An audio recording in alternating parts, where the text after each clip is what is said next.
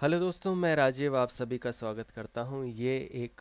ख़ास वीडियो होने वाला है और एक बहुत ही ख़ास टिप मैं आपको इस वीडियो में दूंगा जो कि शायद आपने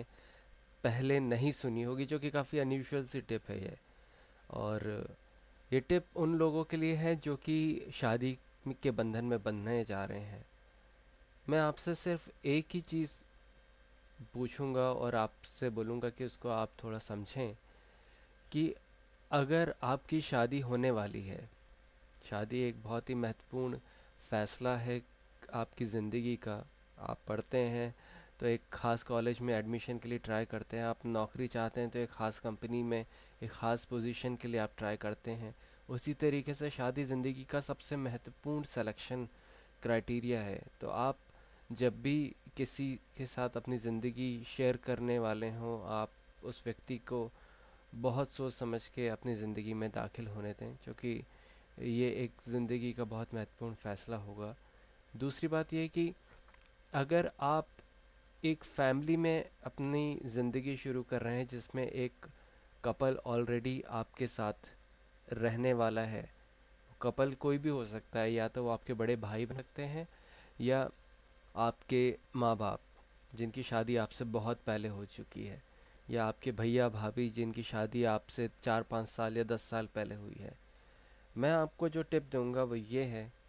कि अगर आप एक ऐसे कपल के साथ अपनी वैवाहिक ज़िंदगी शुरू कर रहे हैं जिसके बीच में रोज़ाना के बेसिस पे लड़ाइयाँ हो रही हैं, तू तू मैं हो रही है, झगड़े हो रहे हैं, और इन झगड़ों की फ्रीक्वेंसी बहुत ज़्यादा है, यानी बिना किसी बात के रोज़ाना के बेसिस पे एक आम तौर पे एक थोड़ी बहुत खींचातानी हर परिवार में होती है। मैं ये नहीं कहूँगा कि, लेकिन अगर इसका अगर स्तर थोड़ा ज़्यादा है और ये रोज़ाना के बेसिस पे हो रहा है, लगातार बेसिस पे हो रहा है, तो मैं आपको ये सलाह दूंगा कि आप अपनी शादीशुदा ज़िंदगी की शुरुआत ऐसे माहौल में ना करें। आपको शायद मेरी बात थोड़ी सी अटपटी लगी कि साहब, मेरे माँ बाप हैं, उनके बीच में अभी भी थोड़े बहुत झगड़े होते हैं और रोज़ाना के बेसिस पे हो ही रहे, तो क्या ऐसी स्थिति में मुझे अपने माँ बाप का साथ छोड़ देना चाहिए, अपनी अलग ज़िंदगी शुरू करनी चाहिए? तो मैं आपसे यही कहूँगा कि हाँ, हो सकता है आप में से कई लोगों को मेरी बात गलत लगे कि आज हमारे माँ बाप को हमारी ज़रूरत है, जब आज हम इस पोजीशन पे पहुँच गए तो उनका हम साथ क्यों छोड़ें। लेकिन मैं आपसे ये कहूँगा कि एक साइकोलॉजिकल फैक्ट ये है कि अगर आप एक नए कपल हैं और आपके साथ एक आपसे पुराना कपल रह रहा है जिसकी शादी आपसे बहुत पहले हो चुकी है, और उसके बीच में अगर झगड़े हो रहे हैं तो उसका इन्फ्लुएंस आप पे पड़ेगा। आपके भी साथ, आपके भी अब बीच में आपकी पत्नी के साथ या आपके पति के साथ आपकी लड़ाइयाँ होना शुरू हो जाएंगी, क्योंकि आप एक लर्निंग स्टेज में हो एक शादी की, और वो कपल जिसके बीच में लड़ाइयाँ हो रही है वो एक बहुत आगे की स्टेज में पहुंच चुका है। तो ये खासकर एक साइकोलॉजिकल फैक्टर है कि बच्चे अपने बड़ों से ही सीखते हैं। तो उस सेगमेंट के कारण क्या होता है कि आप वही चीज़ें अपने साथी के साथ करना शुरू कर देंगे, वहीं से इंस्पायर्ड होके कि अगर आपके भैया आपकी भाभी से तेज़ चिल्ला कर बात करते हैं तो आप भी कहेंगे कि अच्छा, ये एक मर्दाना फैक्टर है, क्यों तो क्यों ना मैं भी अपनी बीवी से इसी तरीके से बात करूं। अच्छा, इसका उल्टा फैक्टर ये होता है कि जो अगर आपका व्यवहार अपनी बीवी से अच्छा है तो ऐसा नहीं होगा कि वो जो पुराना कपल है जिसकी शादी बहुत पहले हो चुकी, भले वो आपके माँ बाप हों या आपके भैया भाभी हों, वो अपनी पत्नी से ढंग से बात करना शुरू कर देंगे। ऐसा नहीं होगा। होगा यही कि अगर उनके बीच में लड़ाइयाँ हो रही हैं तो आपके बीच में लड़ाइयाँ आज नहीं तो कल 2-3 महीनों के अंदर उसी तरीके का आप बिल्कुल कॉपी कैट बन जाएंगे उनकी। तो इसलिए इस बात को ध्यान में रखें। और दूसरी बात यह है, क्योंकि एक ये होता है कि एक शादी के एक स्तर पे पहुंचने के बाद आप सामने वाले को समझा नहीं सकते हैं। अगर किसी के बीच में लड़ाइयाँ हो ही रही हैं और आप दोनों पति पत्नी समझे कि नहीं साहब, रहना तो इनके ही साथ में, इनको समझा बुझा के इन दोनों को पटा के चले, ऐसा नहीं होगा। और ना ही ऐसा करने की आप कोशिश करें,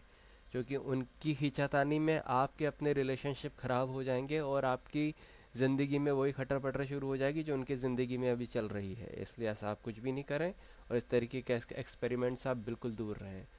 आप अपनी ज़िंदगी को एक अलग तरीके से भी रख सकते हैं और वही रखें, और ये मेरे ख्याल से उन लोगों पे भी लागू होता है जो कि अपने घर में एक नई बहू या एक नई अपने छोटे भाई की पत्नी लाना चाह रहे हैं, तो उनके ऊपर भी ये चीज़ लागू होती है कि वो अपने छोटों को एक ऐसा माहौल दें जिसमें कि वो अपनी शादीशुदा ज़िंदगी की एक अच्छी शुरुआत कर सके। तो इसी टिप के साथ मैं ये वीडियो क्लोज़ कर रहा हूँ। और हो सकता है कुछ लोग मुझसे एग्री नहीं करें इस वीडियो पे, लेकिन ये मेरे एक पर्सनल एक्सपीरियंस से मैंने जो चीज़ सीखी है कि किसी भी लड़ते झगड़ते कपल के साथ आप अपनी नई शादीशुदा ज़िंदगी की शुरुआत ना करें, क्योंकि वो आपकी ज़िंदगी को भी खटर पटर और ऐसी झगड़े वाली शादीशुदा ज़िंदगी में कन्वर्ट कर सकता है। तो इसी टिप के साथ मैं ये वीडियो क्लोज़ कर रहा हूँ। आपके कोई भी विचार हो, आपकी कोई भी चीज़ हो, नीचे कमेंट बॉक्स है यूट्यूब का, वहाँ पे आप अपने कमेंट लिख सकते हैं। और मेरा ईमेल एड्रेस भी मैं आपको दे रहा हूँ इसी यूट्यूब वीडियो के डिस्क्रिप्शन में, जहाँ पे अगर आपकी कोई ऐसी समस्या है जो कि आप मुझसे चाहते हैं कि मैं आपकी मदद करूं उसको सॉल्व करने में, तो मैं आप मेरे को भेज सकते हैं और मैं डेफिनेटली ट्राई करूंगा कि आपकी प्रॉब्लम मैं सॉल्व कर सकूं। तो इसी मैसेज के साथ आपसे अलविदा चाहता हूं। थैंक यू और आप अपना ख्याल रखिएगा। Thank you.